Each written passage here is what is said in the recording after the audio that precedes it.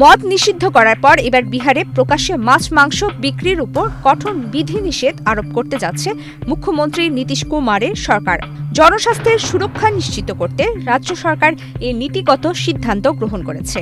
17 ফেব্রুয়ারি বিহারের উপমুখ্যমন্ত্রী বিজয় কুমার সিনহা এক বিবৃতিতে এই নতুন বিধির কথা ঘোষণা করেন। সরকারের ঘোষণা অনুযায়ী এখন থেকে বিহারের কোনো জনসমক্ষে বা খোলা জায়গায় মাছ মাংস কেনাবেচা করা যাবে না। নতুন এই নিয়ম কার্যকর হলে শুধুমাত্র লাইসেন্সধারী বিক্রেতারাই নির্দিষ্ট বিধি মেনে এসব পণ্য বিক্রি করতে পারবেন। বিকাশ পেমেন্টে 10,000 টাকার বেশি অফার। শপিং চলছে তো। নির্ধারিত দোকান বা জায়গার বাইরে মাছ মাংস বিক্রি সম্পূর্ণ নিষিদ্ধ থাকবে। আইন লঙ্ঘনকারীদের বিরুদ্ধে কঠোর আইনি পদক্ষেপ গ্রহণ করা হবে। বিজয় কুমার সিনহা স্পষ্ট করে জানিয়েছেন যে সরকার ইতিমধ্যে একটি নতুন বিধিমালা তৈরি করেছে যা খুব শীঘ্রই কার্যকর হবে। তবে এই নিয়ম ঠিক কবে থেকে কার্যকর হবে এবং অমান্যকারীদের শাস্তির মাত্রা কেমন হবে সে সম্পর্কে বিস্তারিত তথ্য এখনো প্রকাশ করা হয়নি। বিহার সরকারের এই সিদ্ধান্তকে স্বাগত জানিয়েছেন কেন্দ্রীয় মন্ত্রী গিরিরাজ সিং। তিনি একে প্রশংসনীয় পদক্ষেপ হিসেবে অভিহিত করে জেলা শাসকদের দ্রুত কার্যকর ব্যবস্থা নেওয়ার অনুরোধ জানিয়েছেন।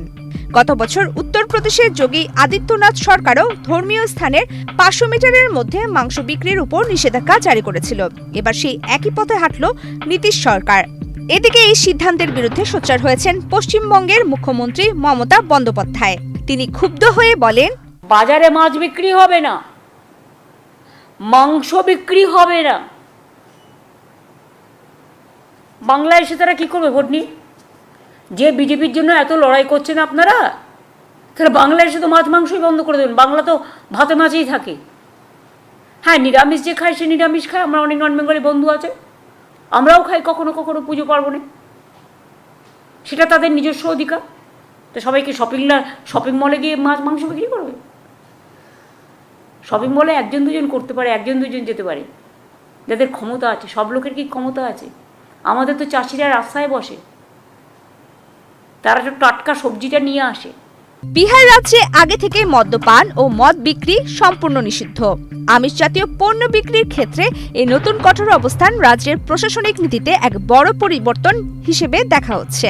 সাধারণ মানুষের স্বাস্থ্যবিধি রক্ষা এবং নিয়ম শৃঙ্খলার স্বার্থে এই পদক্ষেপ নেওয়া হয়েছে বলে দাবি করেছে রাজ্য প্রশাসন।